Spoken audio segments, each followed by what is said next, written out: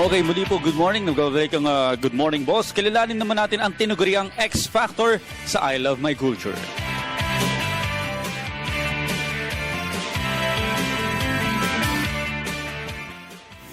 Ipinagmamalaking skyscraper view ng Makati at EDSA ang ipinangbungad sa amin ng Israel Embassy sa tahanan ni Ambassador Matitiao.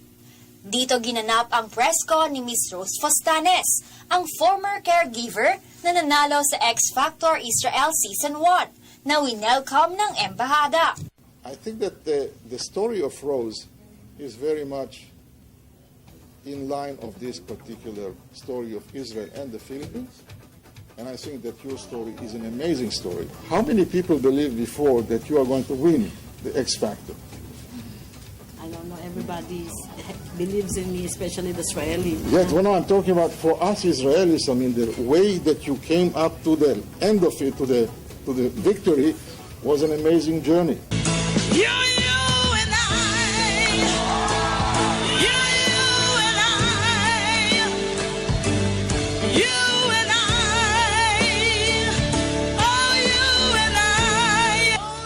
Si Rose ay pumunta sa Israel 6 years ago para mag-caregiver.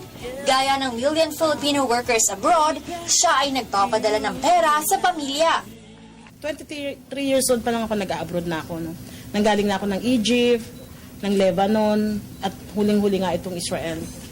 So, 2007, galing ako, nagtrabaho ako ng Israel. Then, naging caregiver ako doon for 7 years. Natamo ni Rose Fostanes ang kanyang pangarap na maiba ang estado sa buhay noong mapanalunan niya ang first season X Factor contest na ginanap sa Israel. Sa ngayon, eto na. Napalitan na rin yung visa ko. Kasi noon, pag caregiver ka, hindi ka pwedeng mag-work ng ibang caregiver lang talaga. Binigyan nila ako ng special visa like foreign expert. Pero hanggang ngayon na sikat na siya, inaasam pa rin niyang muling magtrabaho bilang isang caregiver. Pero yung paglilinis, kasi gusto ko yun dahil malaki ang kita. Minsan pag wala kang gusto mo bumili ng sapatos sa hapon, maglinis ka lang 2 oras. May pambili ka na ng sapatos. Kaso bawal na nga. Liban sa pagkanta ng mga contemporary at classic songs, gusto rin ni Rose ang mga awiting mabibilis at may force. Gusto ko yung mga mabibilis, yung mga matatapang, yung mga ganon, yung like Simply the Best. I hold you when I need you. My heart's on fire. Oh, you come to me. Give me everything I need. Give me a lifetime of promises in a world of dreams. Speak a language of love, and you know what it means.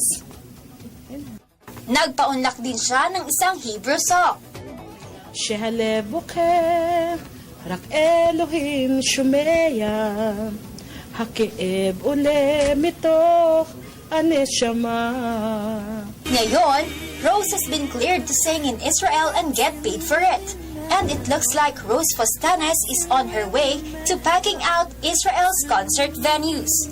Ang importante sa akin is magkaroon lang ako ng talagang trabaho na kikita ko, alam kong kikita ko like in a week, di ba? Yun naman ang pinaka-importante sa akin eh. Hindi yung famous ka nga tapos wala ka namang mga ginagawa. Sa akin, hindi sa akin importante ang masyadong fame. This is my life, and I don't give a damn for lost emotion. I see a lot of love I got to give. Let me live, let me live. This is my